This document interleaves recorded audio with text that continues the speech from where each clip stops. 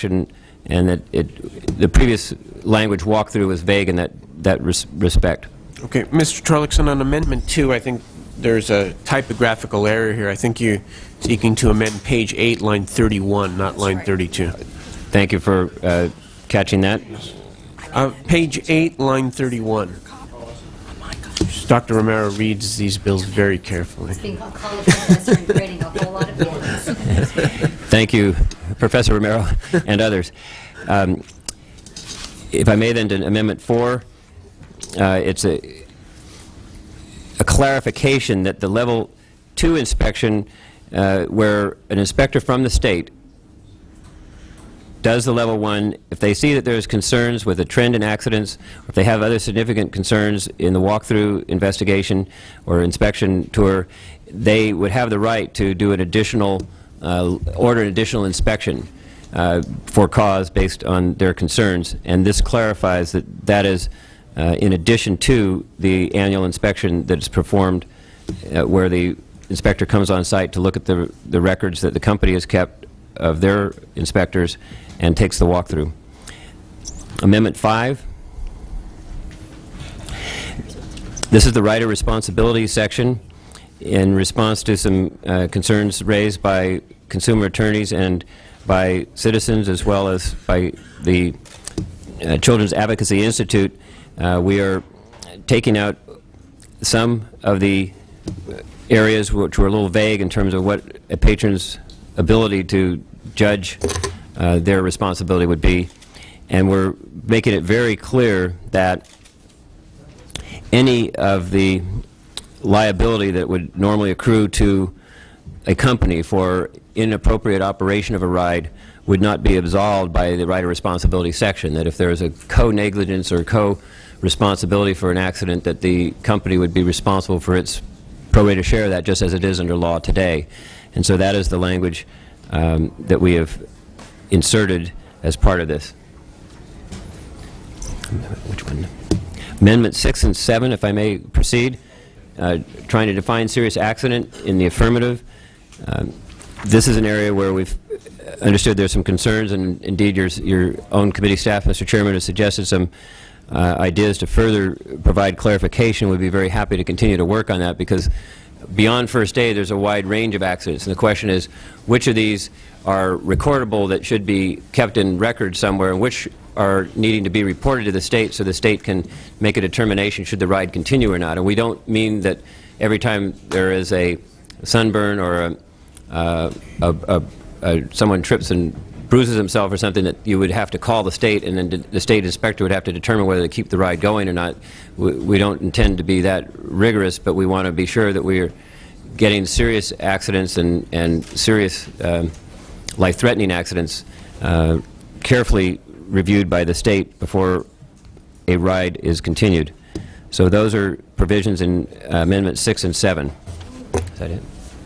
Those are the extent of the amendments that we're offering as authors' amendments at this time. I think it is worth reading for the record, Mr.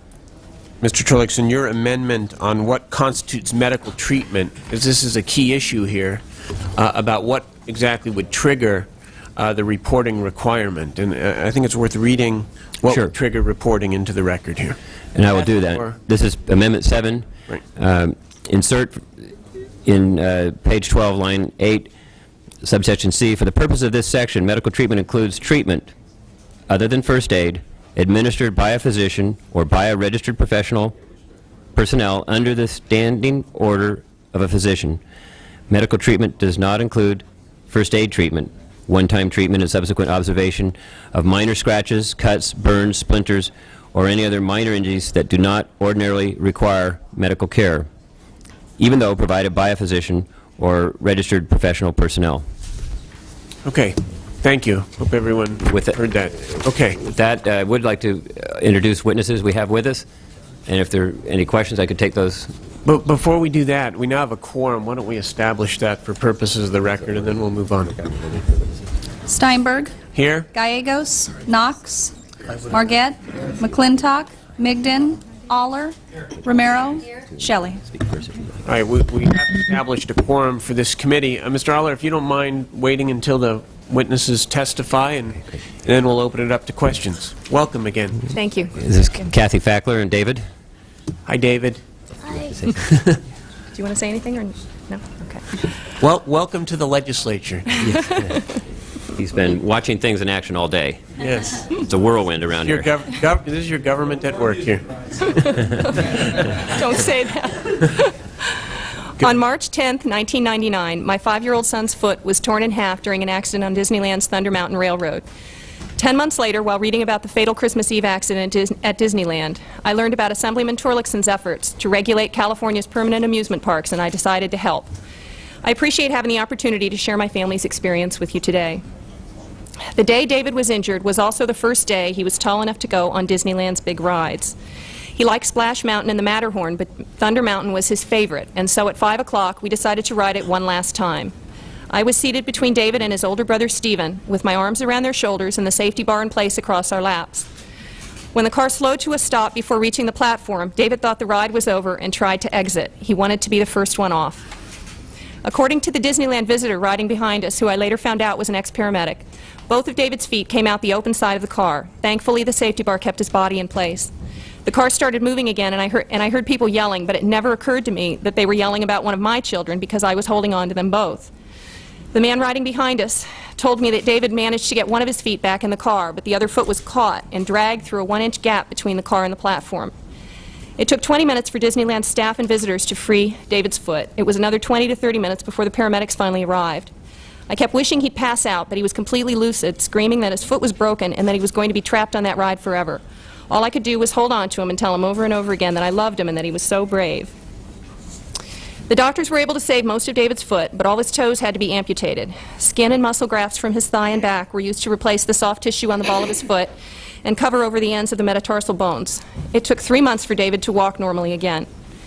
My husband and I spent the next year trying to work with Disney to address the safety issues so that other children would not be hurt in the same way that David was. I offered several times to let David meet with their engineers so he could show them what he was doing when his foot caught. I suggested that the cars be enclosed.